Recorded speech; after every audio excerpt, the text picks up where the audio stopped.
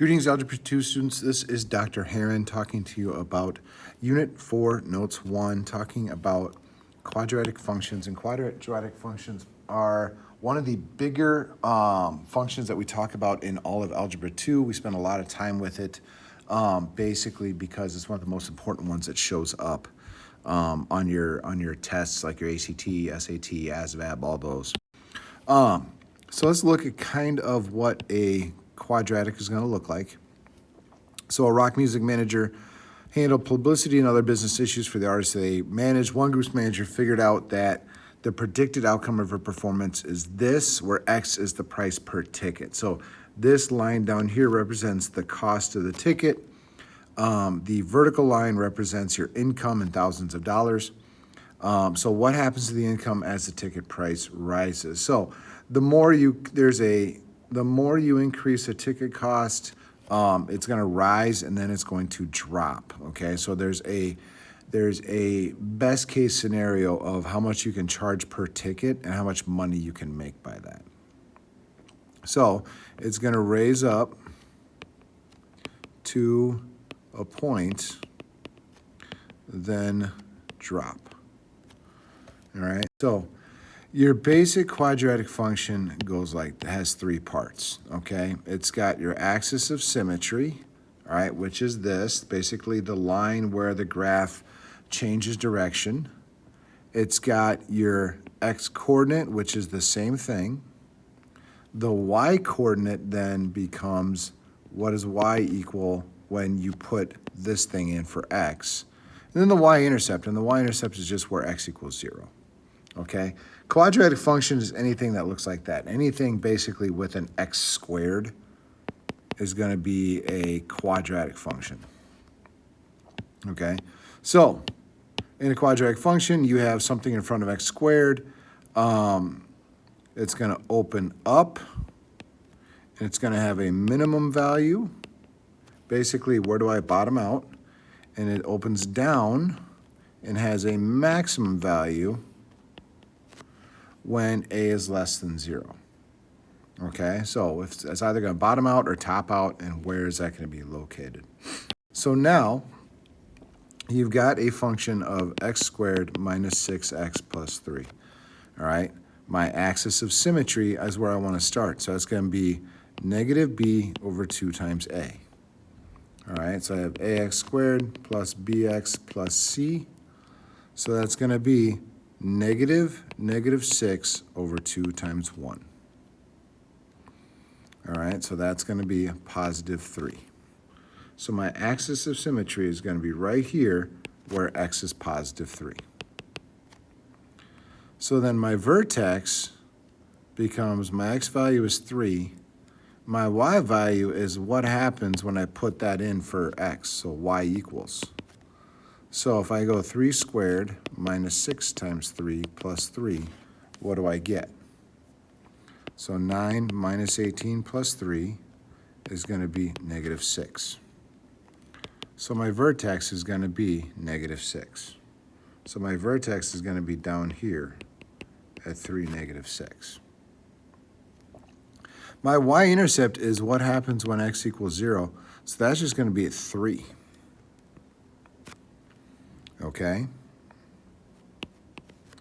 So from there, I can kind of sketch a graph of the function. So I can go on this side as well.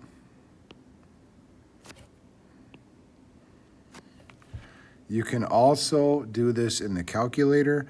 As we've talked about before, you go to the y equals button, you put in this function, and then you can go look at the graph, you can look at the table, and you can use the trace function to kind of figure out where you are going. So here, I've got 4x squared minus 8x plus 2. So now I need to figure out what I'm dealing with. So axis of symmetry is negative b over 2 times a. So that's going to be negative 8 over 2 times 4. So that's going to be 1. So my axis of symmetry is going to be 1.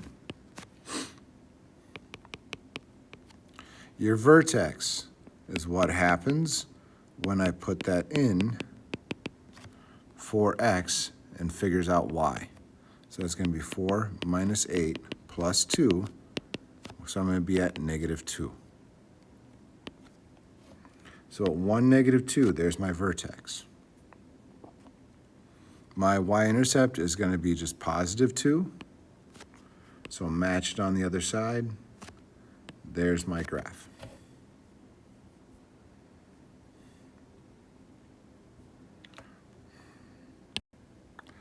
So, word problems.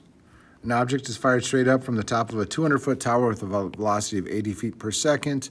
The height is given you this function. Okay, the -16t squared is gravity. The 80 feet per second is your velocity, and your 200 is where you start. Find the maximum height. I know that this is going to be open down because it's -16 out front. Okay, that tells me it's going to have a maximum. So I take -b over 2 times a. So that's going to be -80 over 2 times -16. Actually, I'm pretty sure that should be a +80. All right, so make it a +80 because 80, yeah, you're launching upwards at 80 feet per second. So that's going to be -80 over -32, and that's going to equal 2.5 seconds. All right, so at 2.5 seconds, that's your height. Okay, so that's your height, 2.5 seconds. And that's the time that the height is reached. So now to figure out the height, I'm going to put 2.5 in for x.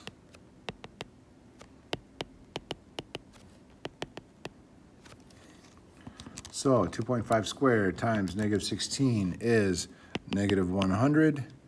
80 times 2.5 is going to be 200 plus 200.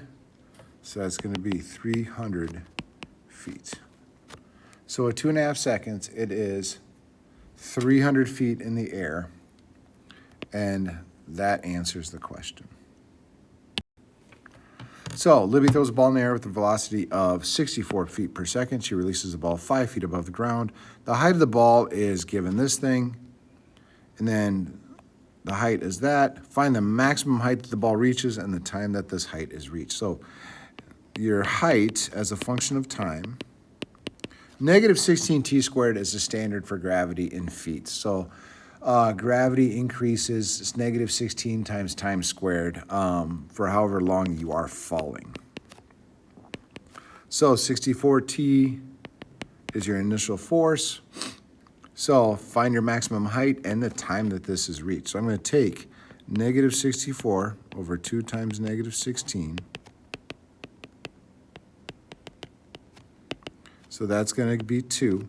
So the height is going to be 2 seconds in. So then when I put that in, I'm going to get -64 plus 128 plus 5. So that's going to be 69 feet in the air. And there's your answer. Okay. Use a calculator to help you with this, and then come and talk to me with questions.